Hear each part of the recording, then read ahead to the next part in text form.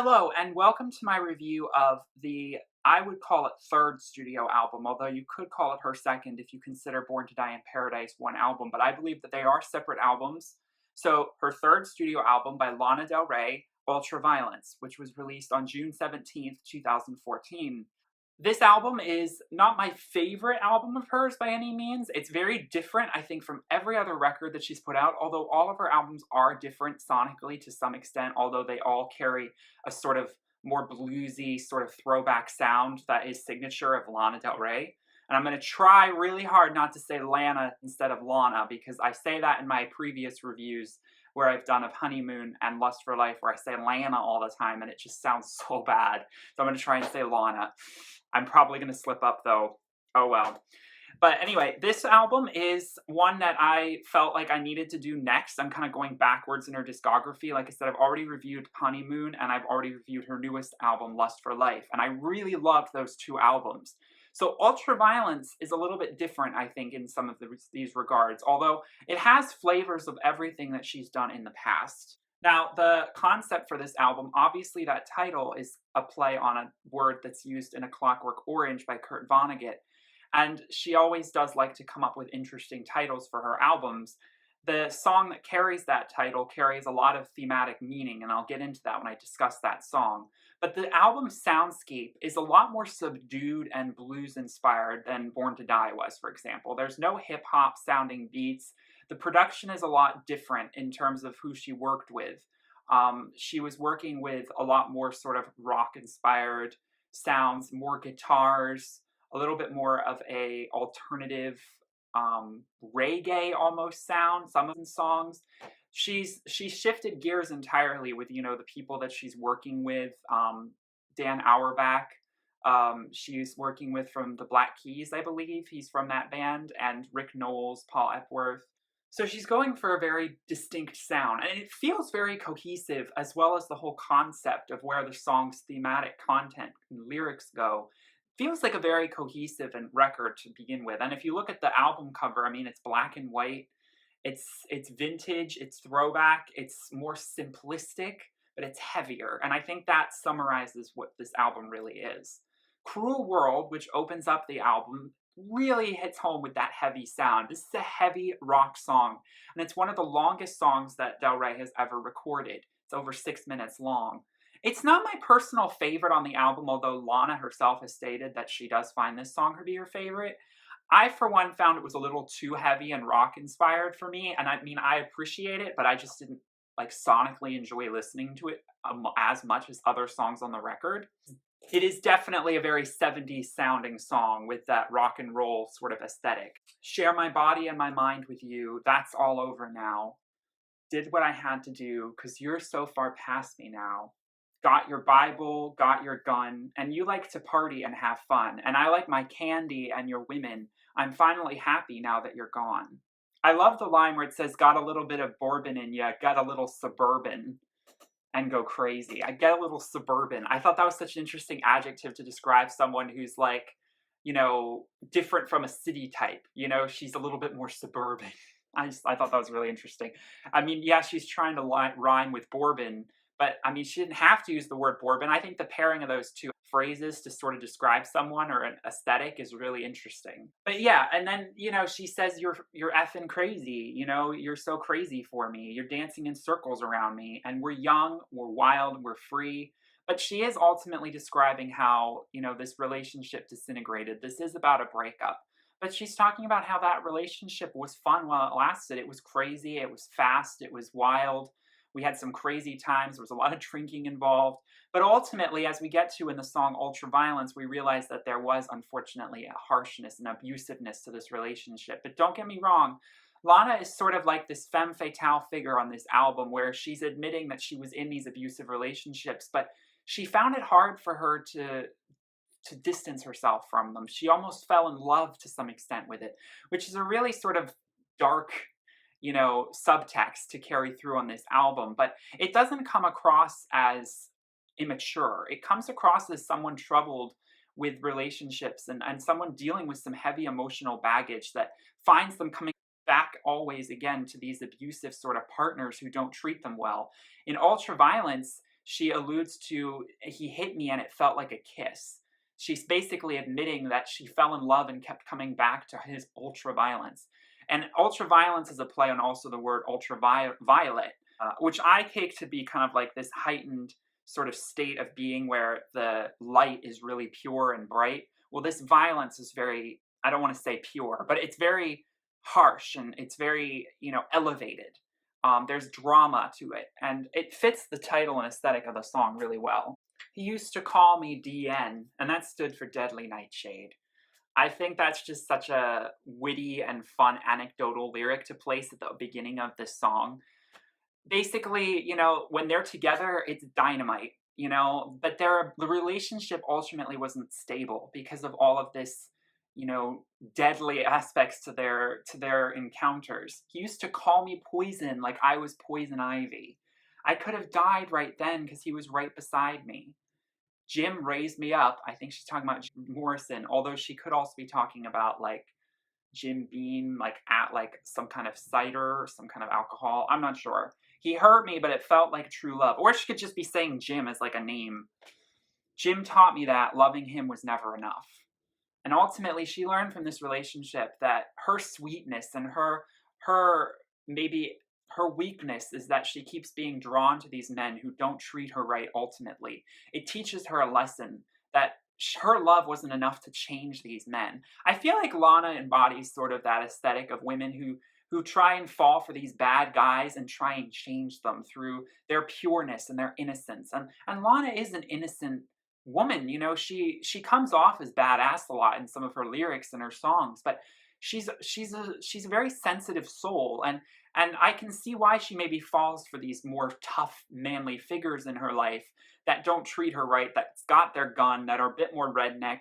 She expresses that sort of love for that, and that sort of Americana 1950s housewife aesthetic that she embodies a lot in her songs.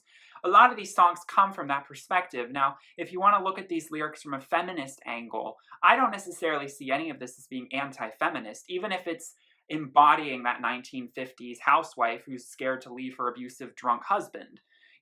She's singing about how emotionally this is a difficult thing to get caught up with, and women throughout history have always had to fall into this trap, unfortunately, of men closed in around them, not letting them escape. But they, through their goodness and innocence, keep coming back and trying to forgive them again and again when they didn't deserve it. These guys don't deserve such innocent, sweet people in their lives, but they also feel like, I have to change him. I have to make him better.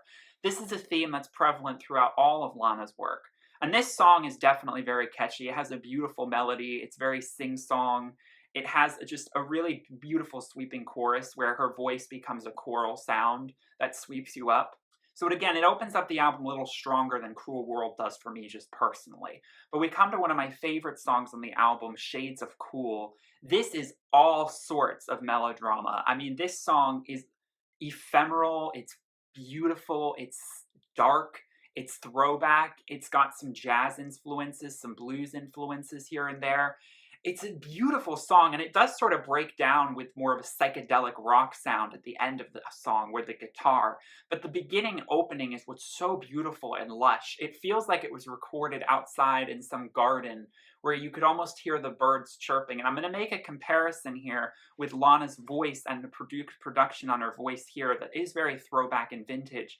This feels like a 1920s or 1930s, like, I would name drop Adriana Caselotti, who voiced Snow White in The Seven Dwarfs. Doesn't her voice when she sings, Someday My Prince Will Come, with that lilting sort of throwback sound, it feels so like an ode to that, like a Lee Harline score from those old vintage Disney films. Lana embodies that character very much so, and Snow White is this very innocent, pure character, and she sort of embodies that. And of course, thematically in the song, she's talking about this man's love being kind of dark and brooding, and shades of blue and shades of cool. So she's pulling in all of this sort of imagery to conjure up and describe what loving this man is like. It's a low-key relationship. It's a darker love. It's a richer love. And blue, it symbolizes emotion, and cool colors symbolize more of emotion and you know, we talk about Van Gogh and his blue period, you know, they're being much more emotional and sort of psychedelic. That is sort of the archetype that she's drawing from with this song and the idea around it. And it's just such a beautiful song. The notes that she reaches, the way her voice is so controlled and refined and produced on this song, because there is a little bit of effects done on it that makes it feel like I said, like that Castellati, like that singer who did Snow White so beautifully.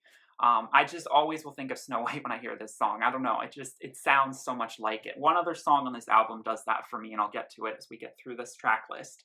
The next song, Brooklyn Baby, this is obviously a tribute to Lou Reed. I mean, she loves him. He's a poet, composer.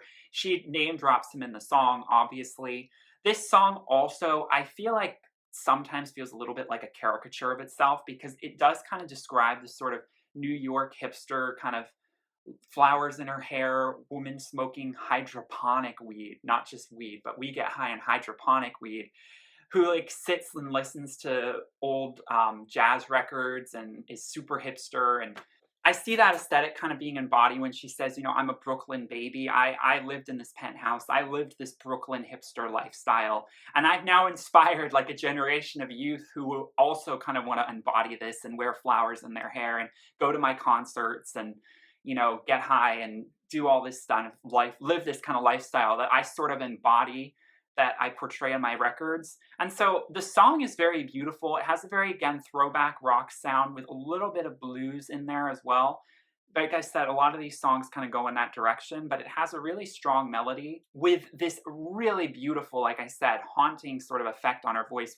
When she trails off on Baby, it just disintegrates so beautifully, like liquid. Her voice is very liquid in the performance and delivery of these songs. And it sticks with you. It has a haunting effect. And it's one of the key things I love about this record. So then we come to the lead single off of this album, West Coast. We were talking about Brooklyn. We were very East Coast. Now we're going to talk about Cali. This is Lana's, you know, song that is an ode to not only California, but also sort of an ode to LA and to the 1950s stars who made, you know, Los Angeles and Hollywood what it is today. You know, she talks about they got their movies, they've got their icons, their Queen of Saigons.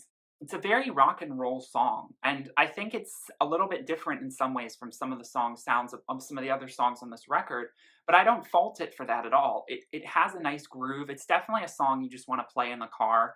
At one point, if I ever am on the West Coast and I'm listening to this song, it'll be quite a moment, that's for sure. I don't know, I've never been to California before, it's so sad.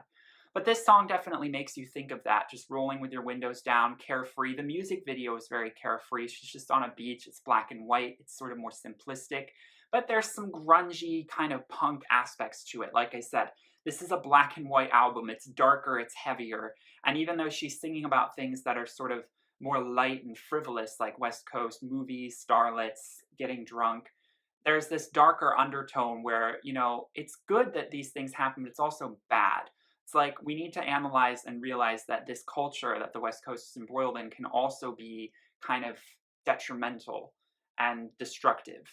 And the relationships formed there can seem so beautiful at first glance, but are much more darker when you understand that there's a lot of drug use, there's a lot of alcohol problems involved, a bit domestic violence, all of these things you can unpack, and that's where the darker sound kind of plays to that. All right, then we come to probably one of the most bluesy sounds on this album, Sad Girl. I thought, listening to the title, I thought this was going to be like a really, really mournful song, like a lament. This song's actually a little bit more upbeat than that. It has a bit of a swing vibe to it.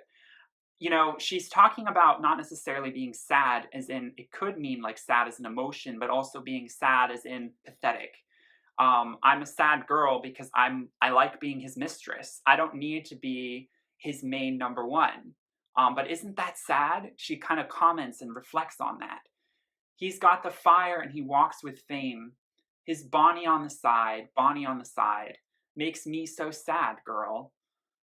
His money on the side makes me so sad. Being a mistress on the side, it might not appeal to fools like you. Like, you don't understand. I have to be like this. I think it's tongue-in-cheek, and it's kind of making fun of herself, but it's also making fun of people who are, you know, people don't understand how some relationships work. again, she always is embodying this sort of aesthetic of, you don't know my man, you don't understand. He may seem dangerous, but he's soft and sweet underneath, and only I know how to take care of him, not like you would know. I always get that sort of I'm better than you vibe from this, which is fine. This album has a little bit of a sardonic quality to it. You know, it's and it's almost sarcastic. It's just sort of cheekily saying like, yeah, I'm admitting to my mistakes, like, these relationships were not that good, but also, hey, I at least tried. I was bolder than you. You know, would you have wanted to tame a lion? No, you probably wouldn't have. You've been too scared to do that. Well, I'm a bad bitch. I know how to I know how to tame them. I know how to keep them better than you do, and sometimes I just have to be his mistress. Now, my personal thoughts on this aside, I mean, I don't take it too seriously. I don't think that Lana necessarily wants to be a mistress on the side, but she admits that it happened to so many women in past, and they're not bad women. How many men in history had mistresses on the side? And that was not even frowned upon. I mean, it was just like, that's what it was. Men were allowed to do that. If women did that, Lord, that was just never tolerated. I mean, she's actually being very feminist ultimately, even if on the surface it may sound like she's trying to just sort of be this sort of woman who doesn't speak and lets her husband torment and torture her. She's insidiously trying to change him from within. She's trying to change the concept and structure of what it means to be a woman in a relationship from inside these old archetypes and ideologies of womanhood. That's how I sort of interpret and unpack these lyrics, because they're very interesting stories. And like I said, I don't believe Lana's actually ever lived these. These are somewhat fantasies. These are stories that she's coming up with to sort of describe a woman going through these relationships. And it thematically lives in the story of this album, Ultraviolence, very well. Pretty When You Cry is a very emotional song. It speaks to, in my interpretation, how, men often try and make women feel all of the emotional baggage of a relationship, and they don't actually accept any of the emotional baggage themselves. Women are those things you place all your emotions to, but you don't actually let them help unpack their own emotion. And that's very stressful. A man likes to see a woman crying, it's pretty for her to cry. Well, it's not pretty for a man to cry. So she's admitting that, sometimes this is just how her life has been, or this character's life, not necessarily her, but this character is going through this relationship. Yeah, I know you think I'm pretty when I cry, because you hurt me, and you don't realize that this aesthetically might fit into your sort of not sort of fairy tale of having this woman who can't, be herself necessarily, who has to be submissive to you, but this woman is really crying and really hurt, and there's a real hurt in her voice and her delivery on this song, which is much more subdued and much more methodical and like more like slow and down tempo. And she's getting this off her chest, which I think is really important. And she's writing these songs about them in an abstract, but also not too abstract that you can't kind of immediately get the idea of where she's going with these songs, in trying to unpack these sort of stereotypes that women are placed in, where they feel they have to carry all this emotion. I mean, it's really hard. I mean, you're going to break down at some point. And men need to learn to carry their own emotion better and express it better and actually have more communication with their partner, instead of, getting mad and just shutting down and putting all of their concerns about the relationship onto the other party. One of my least favorite songs on the album is Money, Power, Glory. I think the meaning for it, I think I kind of, at first I was like, gosh, Lana's going really deep into this sort of power-hungry woman who is just sort of chasing fame and sleeping with men to get ahead. She's kind of sarcastically admitting that, like, that's what this character wants. And I think that when I was researching into the song, it was sort of not necessarily actually what she truly wanted, obviously, but she got frustrated because, people would say things about her, that she was like this, and it wasn't her at all. And what she really wanted was to just be understood and to make art and music.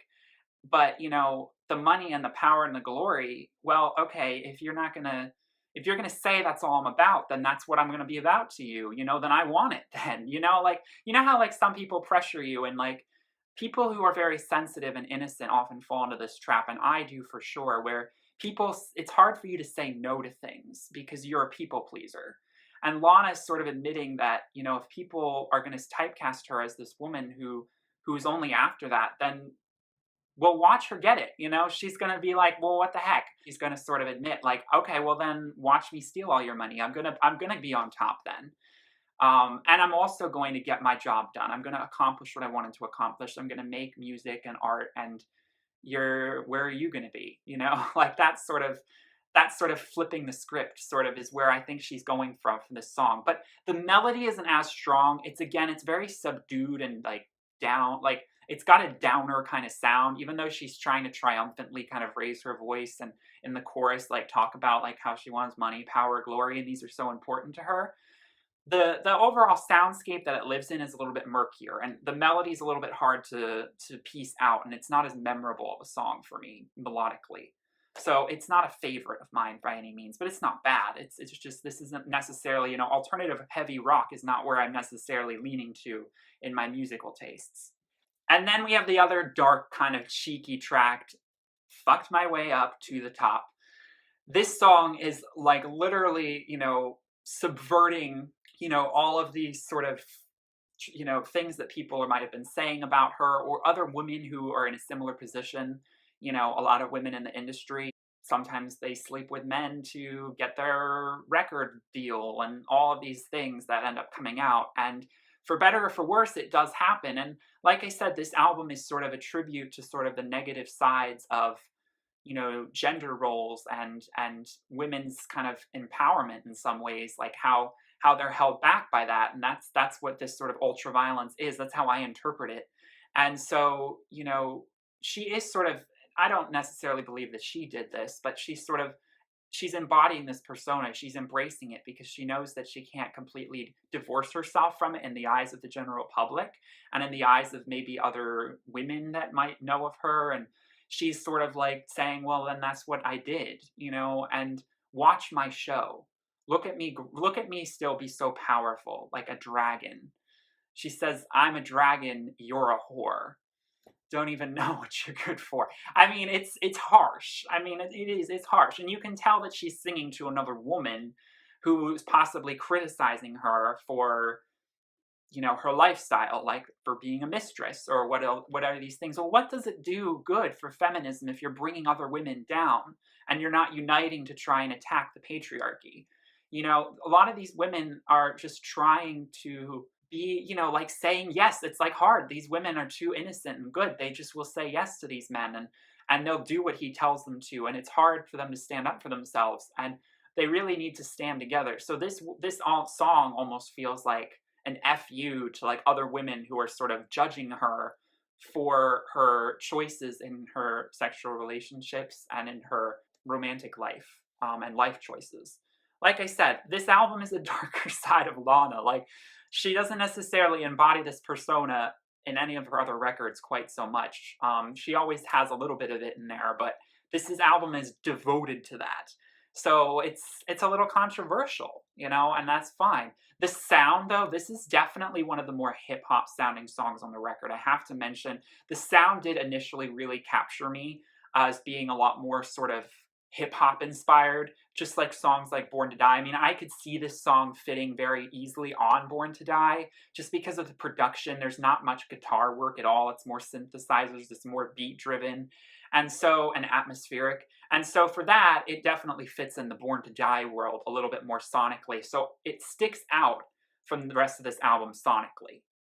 But it's not a bad thing. It's actually kind of a nice break from the heavier guitar sounds and the blues sounds. Old Money is probably one of the most beautifully orchestrated songs on this record. It has the most beautiful melody that catched my ear right away. It was the one song on this whole album when I listened to it the whole way through that I was like, damn, this is why I love Lana Del Rey. You know, she's cinematic and beautiful. This song recalls back to like the song National Anthem, which was another melody that kind of overshadowed the lyrics for me, to be completely honest. The melody was just so strong. And then I finally looked into the lyrics and I was like, what the heck is this song talking about? Like, they're all over the place. Old Money is a little bit less abstract in its lyricism, so you can unpack it a little bit more. But it's still dealing with similar themes that I think songs like National Anthem were dealing with. Well, National Anthem, you know, the music video was this tribute to Jackie Kennedy and JFK and their relationship and love. and also to Marilyn Monroe. And this song, again, has that sort of tribute feel to sort of these great Hollywood romances of the past that maybe got kind of destroyed. Blue hydrangea, cold cash divine. The way she sings those word opening lyrics are so rich and toned and beautiful. Cashmere, cologne, and white sunshine. This woman knows how to describe a scene. Like, let's just make sure that that's fully addressed. The way she's setting the scene of this sort of world that she's sort of living in this album is just so beautiful, and it's so old Hollywood, and it's so kind of dark and messed up, but it's tribute. It's that, you know? Red racing car, sunset and vine. The kids were young and pretty. Where have you been? Where did you go? Those summer nights seen long ago. And so is the girl you used to call the Queen of New York City. But if you send for me now, I'll come and I'll run to you. So there's this sort of element of maybe we parted ways because this lifestyle was becoming too destructive. But a part of me is still in love with you. I think when she uses that sort of song title of Old Money, it's not just about like old money as in literally like money that's been passed down from generations and generations. It's also this love that's passed down, this old love that is rough around the edges and is definitely kind of abrasive and not always, but it's just always going to be there, and it's something you're going to always come back to. So she knows, she admits that she can't fully run away this sort of relationship, this sort of lifestyle, this sort of gaudy, frivolous 1% sort of lifestyle where women are treated like mistresses, and there's usually many of them, and they're not treated fully how they should be. But, you know, they also do get really good love, and they get a lot of money and a nice lifestyle and a beautiful house and have beautiful children. There's these pros and cons that are kind of weighed against each other, and she's not objectively saying like anything is good or bad. She's just beautifully weaving all of this imagery to create a song that that harks to a certain time and a certain era. And again, that's just the era that this album lives in. The character of this album lives in this era. And so the songs are going to fit that era. Then we come to the final song on this album, The Other Woman. So this is a cover song by Nina Simone, who is the original artist, and it was written by Jessie Mae Robinson. It's a beautiful song. It was made around the late 50s and has been covered by numerous artists, but Lana has covered it beautifully on this song, and it's a beautiful closer. And like I said, Adriana Caselotti vibes definitely with her vocal delivery, because it is so bird-sounding. Like, it's rich and textured and layered and liquid. And I love the sounds and the way she carries the notes. And it's a beautiful song, basically a tribute to all of the mistresses in some man's life who you know, she kind of keeps the relationship together. All the work that she does, you know, she keeps fresh cut flowers in every room. She takes care of the toys on the floor. You know, she's behind the scenes, you know, spreading love and joy, and she's sort of like this important integral figure. And that's what the song is, and it's a beautiful tribute to that. It closes out the standard edition of this album beautifully, and is one of the highlight songs I highly recommend. We come to the deluxe tracks on this album. Now, there are two deluxe tracks that I really do enjoy. That would be Black Beauty and Is This Happiness, which I will briefly talk about. Black Beauty is this beautiful sort of melodramatic ballad-like song where she's talking about like how she paints her nails black, the walls pitch black. She wants everything black to make kind of hearken to that sort of darkness inside of her, that she's this like more kind of gothic woman that has been through a lot, and her love is going to be a lot darker than maybe a man is used to or expecting. And she's going through this period where she's trying to like reconcile all this darkness. It's a really beautiful kind of song. And then Is This Happiness is this beautiful reflective piano ballad, and basically is summarized by saying, you're a hard man to love and I'm a hard woman to keep track of. So, you know, is this really what true love is, though? All of this stuff that she's been living or experiencing through this music, the ultraviolence, is this real? Is this real love? And I think it's a beautiful closing song to sort of leave you with this kind of reflective, melancholy sound to sort of reflect on maybe all the choices that you've made in past relationships, where things were so wild and crazy, you know, we were living that crazy life that she sings about in Cruel World. But was that really all I wanted, or is there more to life than this? And it sort of leaves and opens up the album, I think, very beautifully.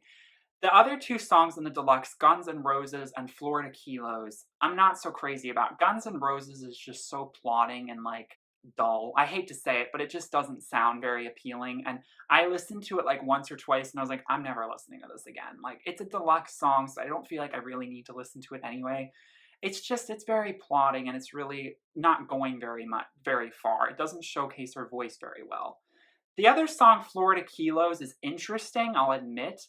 It talks about cocaine use, you know, like white snorting cocaine in Florida. And it's like, okay, it's this fun, sort of bizarre song that doesn't really fit on the album at all. It doesn't really fit the vibe of the album either. Yet it is a little darker, and I could see why it was included in this album's deluxe edition. But to me, it's just maybe because of the subject matter, but also just because of the sound. It's a little bit more catchy, but it's still not an earworm by any means.